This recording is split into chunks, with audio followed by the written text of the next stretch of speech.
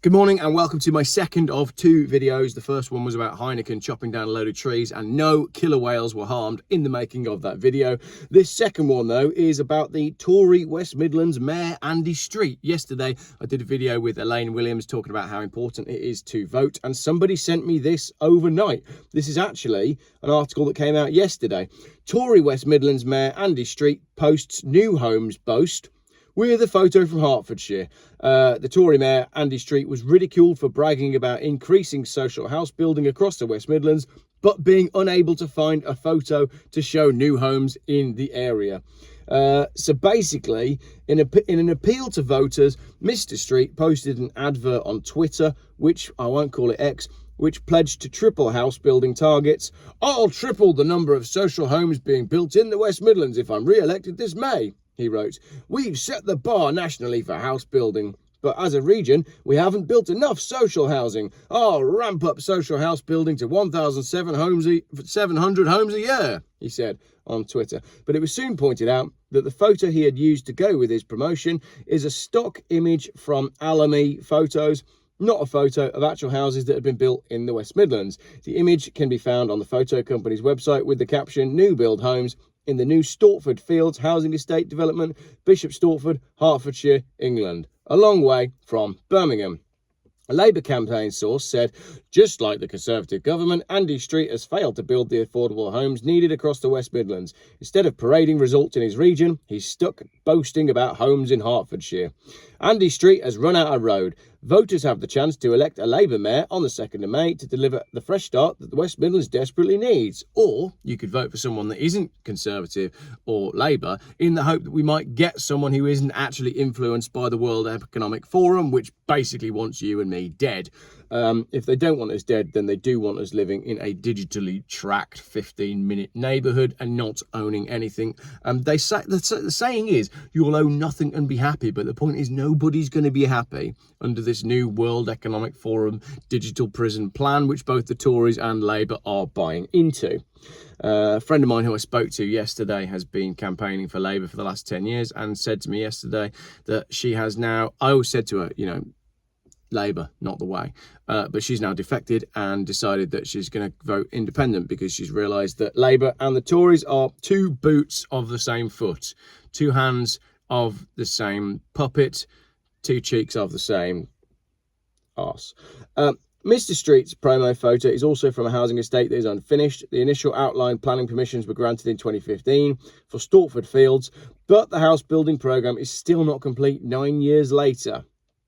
Well, that's a story in and of itself, isn't it? Because you know that these home builders like to throw up homes willy-nilly with all the problems that new homes have, because basically they are built to a cost. They use the cheapest possible labour, the cheapest possible materials, and then they sell them to the highest bidder who can get the most expensive mortgage, and then these poor people move in and spend years complaining to the home builder that the house that they bought with a massively overinflated price, because the mortgage means they'll pay twice as much as the actual sticker price of the house, which was already 3 times as much as the actual materials that went into building the house, has been built to a substandard standard, and everything is falling apart and the garden is flooded.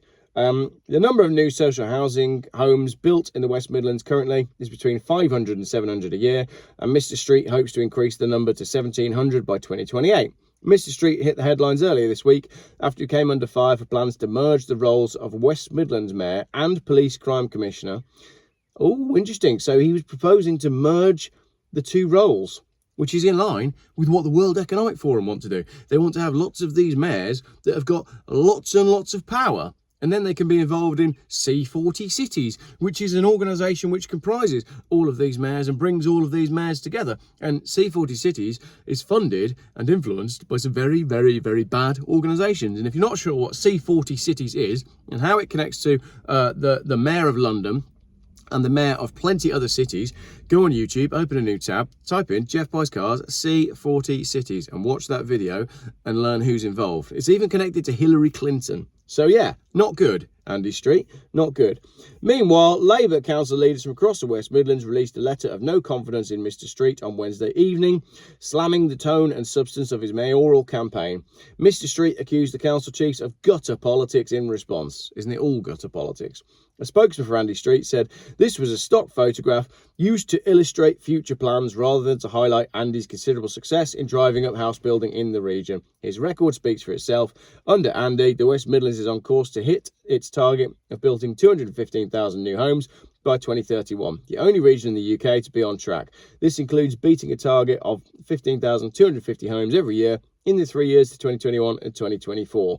But the problem is affordable housing, isn't it?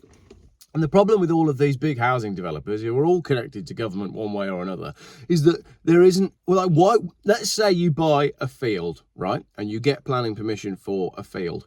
Why would you build affordable housing when you can build bigger, more expensive houses with much higher profit margins? So that's what they do. They don't want to build affordable houses that they can sell for 125 grand. What they want to build is essentially the same thing, but slightly bigger, that they can sell for 3 times the price because there's more money in it. So yet again, with the Heineken thing, it all comes down to money. We'll destroy the environment because money. And again, the affordable housing thing, we won't build any affordable houses because we can make more money if we don't do it. An affordable house, right, and I've said this on videos before, but perhaps not recently, and perhaps not when I've had a few more subscribers. What is wrong with trailer parks, right? Hear me out. I know the trailer parks, traditionally, you know, caravan sites, have got a certain image that goes with them, but let's look at, you know, you go to these like holiday places where it's wooden lodges, for example, and they're nice, like nice wooden lodges.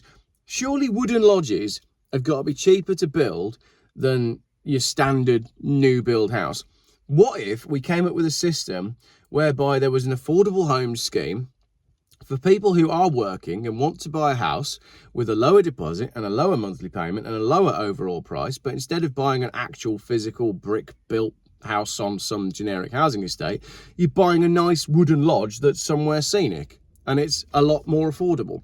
Maybe because I'm not a politician, I don't fully understand the intricacies of the house building industry. And because I'm not in the house building industry, I don't fully understand the intricacies of building houses. But the way I look at it is, it's 2024 and we're still building houses out of bricks and cement.